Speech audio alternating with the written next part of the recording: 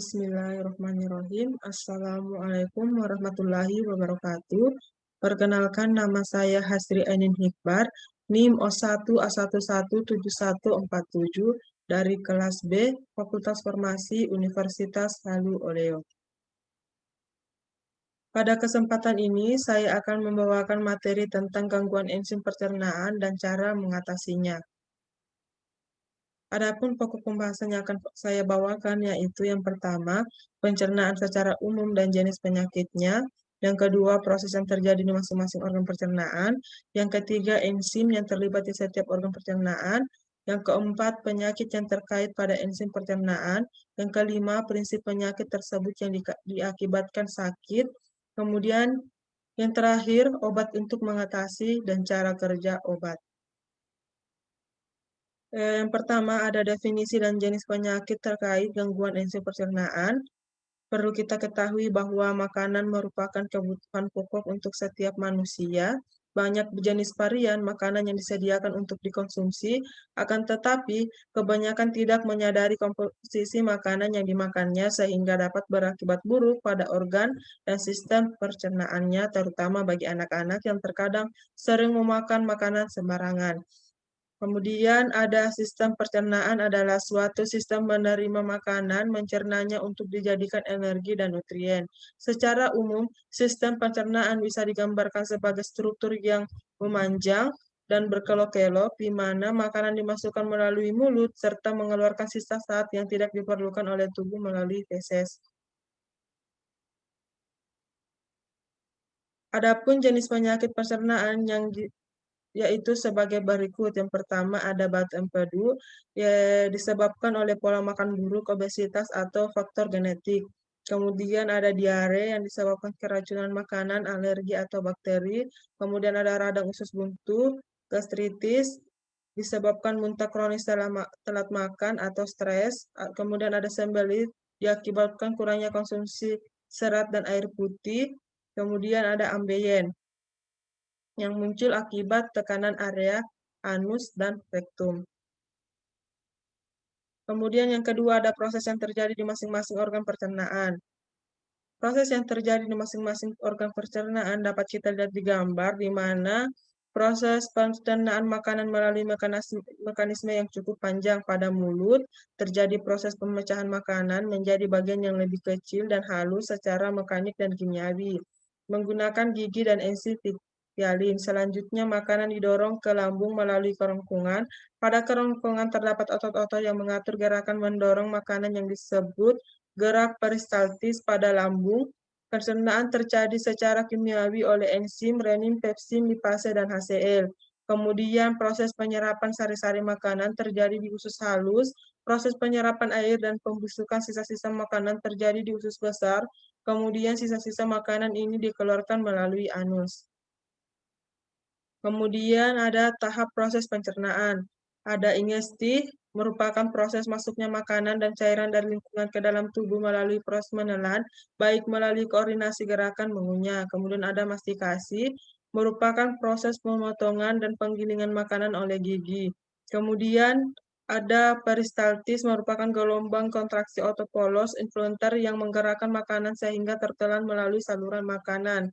Kemudian ada digesti, merupakan rangkaian kegiatan fisik dan kimia pada makanan yang dibawa ke dalam lambung dan usus halus. Pada proses digesti terjadi penyederhanaan ukuran makanan sampai terdapat diabsorpsi oleh intestinal. Organ pencernaan yang berperan pada proses digesti diantaranya mulut, faring, esofagus, usus halus, dan kolon. Kemudian ada absorpsi, merupakan proses penyerapan nutrien oleh usus melalui saluran darah dan getah bening menuju ke hepar. Proses absorpsi ini tidak merata di setiap bagian saluran pencernaan. Pada lambung hanya terjadi proses absorpsi alkohol, sedangkan pada usus halus terjadi proses absorpsi paling utama yaitu 90% dari nutrien yang sudah dicerna dan sedikit absorpsi air. Kemudian ada egesti, proses eliminasi zat sisa yang tak dicerna dan bakteri dalam bentuk feses. Kemudian ada ekskresi, merupakan proses pembuangan zat-zat metabolisme dalam tubuh untuk menjaga hemostatis, caranya melalui defekasi, miksi, diaporesis, dan ekspirasi. Kemudian yang ketiga ada enzim yang terlibat di setiap organ pencernaan.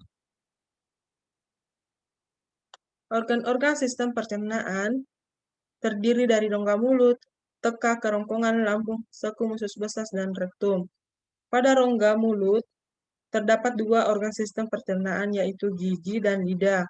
Masing-masing organ sistem pencernaan yang terdapat di dalam rongga mulut memiliki peranan dalam proses pencernaan makanan. Pada gigi, dia mencerna pencernaan mekanis. Gigi berfungsi untuk memotong, mengoyak, dan menggiling makanan menjadi partikel yang kecil-kecil. Sedangkan lidah, pada permukaan lidah dilapisi oleh lapisan mukosa yang penuh dengan bintil-bintil atau papila yang mengandung saraf pengecap. Lidah berfungsi sebagai indera pengecap makanan, mengatur makanan pada saat mengunyah dan menelan makanan, serta membantu menghasilkan suara ketika berbicara. Lidah juga berfungsi untuk membantu mencampur makanan dengan air liur dan mendorong makanan masuk ke esofagus. Kemudian ada tekak atau faring, merupakan pertemuan saluran pernapasan antara rongga hidung dengan tenggorokan dan saluran pencernaan antara rongga mulut dan kerongkongan. Tekak memiliki lubang menuju tenggorokan disebut glotis dan ditutup oleh klep yang disebut epiglotis. Pada waktu proses menelan, tekak terdiri dari 3 bagian, yaitu nasofaring, erofaring, dan tuberculosis. Nasofaring itu sendiri adalah langit-langit lunak di bagian belakang hidung yang menghubungkan hidung ke mulut. Nasofaring memungkinkan seseorang bernapas melalui hidung. Langit-langit lunak memisahkan nasofaring dan orofaring. Nasofaring tetap terbuka bahkan ketika otot fleksibel sehingga manusia bisa harus melanjutkan fungsi pernapasan. Nasofaring dikelilingi oleh lipatan salpingofaringel dan tonsil tuba yang dapat menjadi meradang ketika terinfeksi. Kemudian ada orofaring, merupakan saluran pernapasan yang memiliki bentuk seperti tabung dan berada di antara faring dengan trakea. Kemudian yang ketiga ada tuberculosis, adalah saluran yang menghubungkan rongga telinga, tengah, dan nasofaring, yaitu daerah di belakang hidung. Tuberculosis selalu tertutup dan dalam keadaan steril, hanya terbuka apabila udara diperlukan masuk ke telinga tengah atau pada saat mengunyah, menelan, dan menguap. Kemudian ada kerongkongan atau esofagus. Kerongkongan berupa tabung otot yang panjangnya sekitar 25 cm memanjang dari akhir rongga mulut sehingga lambung. Fungsinya adalah sebagai jalan untuk makanan yang telah dikunyah dari mulut menuju lambung atau menelan makanan, mencegah benda asing masuk ke perut, menghasilkan gerak peristaltik, dan mencegah laju cairan dari perut. Kemudian ada kerongkongan. Terdiri dari 4 lapisan, yaitu lapisan mukosa, lapisan submukosa, lapisan muscularis, dan lapisan adventitia. 1/3 bagian atasnya terdiri dari otot lurik dan 2/3 bagian bawahnya terdiri dari otot polos. Makanan pada saluran ini hanya membutuhkan waktu 6 detik untuk sampai ke lambung karena kontraksi otot lurik pada 1/3 kerongkongan bagian atas. Gerakan ini terjadi karena otot memanjang dan melingkar dinding esofagus berkontraksi secara bergantian. Kemudian ada lambung atau ventriculus. Lambung yaitu bagian saluran pencernaan yang melebar. Lambung dapat menampung makanan 1 liter hingga mencapai 2 liter. Di dalam lambung terdapat 3 enzim. Di antaranya enzim pepsin, yaitu dia mengubah amilum menjadi maltosa dan glukosa. Kemudian ada enzim lipase, steapsin, dia mengemulsi lemak menjadi asam lemak dan gliserol. Dan enzim tripsin, dia mengubah pepton menjadi polipeptida atau asam amino. Kemudian ada usus halus. Usus halus, bagian dari saluran pencernaan yang terletak di antara lambung dan usus besar. Usus halus berupa tabung yang panjangnya sekitar 6-8 meter dan terdiri atas 3 bagian, yaitu duodenum, jejunum, dan ileum. Pada lapisan dalam atau tunika mukosa, jejunum dan ileum, terdapat tonjolan-tonjolan halus yang disebut villi yang berfungsi untuk memperluas permukaan dinding usus dan penyerapan sari makanan. Kemudian ada usus besar atau kolon. Usus besar adalah bagian usus antara usus buntu dan rektum. Fungsi utama organ ini adalah menyerap air selama proses pencernaan, membentuk massa feses, mendorong sisa makanan hasil pencernaan atau feses keluar tubuh, membentuk lendir untuk melumasi permukaan mukosa. Kemudian ada anus. Bagian kolom paling akhir disebut anus atau rektum yang panjangnya kurang dari 15 cm. Organ ini berfungsi sebagai tempat penyimpanan sementara feses, menahan feses agar tidak keluar secara tiba-tiba, membantu feses keluar dengan gerak peristaltik. Pada anus terdapat otovolunter yang dikendalikan oleh kehendak kita. Kemudian ada penyakit yang terkait pada enzim pencernaan. Di sini saya ambil penyakit yaitu kondisiase, di mana definisi dari kondisiase atau penyakit kon adalah salah satu penyakit radang usus kronis yang menyebabkan peradangan pada lapisan dinding sistem pencernaan, mulai dari mulut hingga anus. Namun, kondisi ini lebih sering ditemui terjadi pada bagian usus halus dan usus besar. Sedangkan gejala umum dari kon yaitu sakit perut, diare, mual, dan muntah, tidak nafsu makan, penurunan berat badan, tinja bercampur lendir dan darah, sariawan, demam, gejala anemia, munculnya saluran lain yang abnormal di sekitar dubur. Kemudian, penyakit kon ditandai oleh meningkatnya rekrutmen dan retensi makrofag, efektor neutrofil, dan sel T ke dalam bagian intestinal yang terinflamasi. Sel-sel ini akan diaktifasi dan mengeluarkan sitokin proinflamasi. Beberapa faktor lingkungan seperti perokok aktif, infeksi baru pada bayi, keadaan sosioekonomi yang baik, serta hidup di negara maju daripada negara berkembang ternyata juga dapat meningkatkan kejadian penyakit ini menurut Siwi dan Gosal tahun 2020.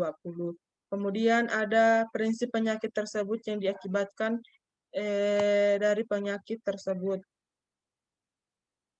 Penyebab dari kondisiase adalah ada reaksi autoimun, di mana para peneliti percaya bakteri atau virus dapat memicu sistem kekebalan tubuh untuk menyerang lapisan dalam usus. Reaksi sistem kekebalan tubuh ini menyebabkan peradangan sehingga menimbulkan gejala. Kemudian ada gen, penyakit kon kadang-kadang menurun dalam keluarga. Penelitian telah menunjukkan bahwa orang yang memiliki orang tua atau saudara kandung dengan penyakit Crohn mungkin lebih mungkin untuk mengidap penyakit ini. Lingkungan hidup. Ada lingkungan hidup, beberapa studi menunjukkan bahwa hal-hal tertentu di lingkungan dapat meningkatkan kemungkinan seseorang terkena penyakit Crohn, meskipun kemungkinan secara keseluruhannya rendah. Kemudian ada obat tertentu, obat-obat antiinflamasi, antibiotik, dan obat kontrasepsi dapat meningkatkan kemungkinan terjadinya penyakit Crohn. Kemudian ada jenis makanan tertentu. Makan makanan dengan lemak yang tinggi juga dapat meningkatkan kemungkinan untuk mengidap penyakit Crohn. Kemudian ada obat untuk mengatasi dan cara kerja obat. Pada pengobatan kondisiase, hingga saat ini belum ada penanganan khusus untuk menyembuhkan penyakit Crohn atau kondisiase. Penanganan pada anak, pengobatan penyakit bertujuan untuk meningkatkan tumbuh kembang anak. Beberapa hal yang dilakukan untuk menurunkan gejala yang muncul, yaitu kortikosteroid, di mana dia pemberian obat-obatan kortikosteroid sesuai resep dari dokter untuk mengatasi inflamasi yang terjadi. Untuk menghindari efek samping obat ini, disarankan untuk mengurangi dosis perlahan sebelum akhirnya berhenti ketika gejala yang terjadi sudah membaik. Kemudian ada imunosupresan.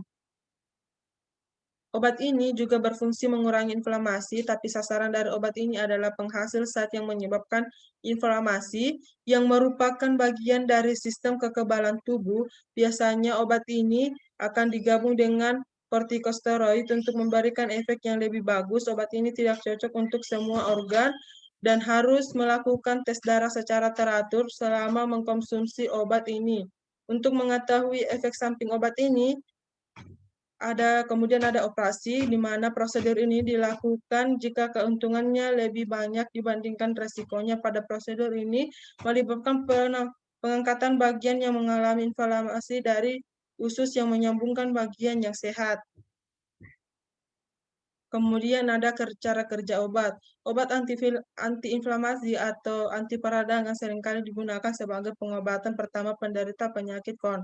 Beberapa jenis obat antiinflamasi tersebut adalah sulfasalasin, kortikosteroid, di mana sulfasalasin bekerja dengan cara menghambat reaksi peradangan di dalam tubuh.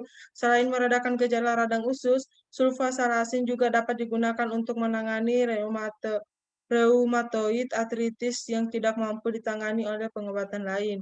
Kemudian kortikosteroid yang dibentuk secara alami, hidrokortison atau kortef dan kortison diproduksi oleh bagian terluar dan kelenjar adrenal yang dikenal sebagai korteks sehingga disebut kortikosteroid.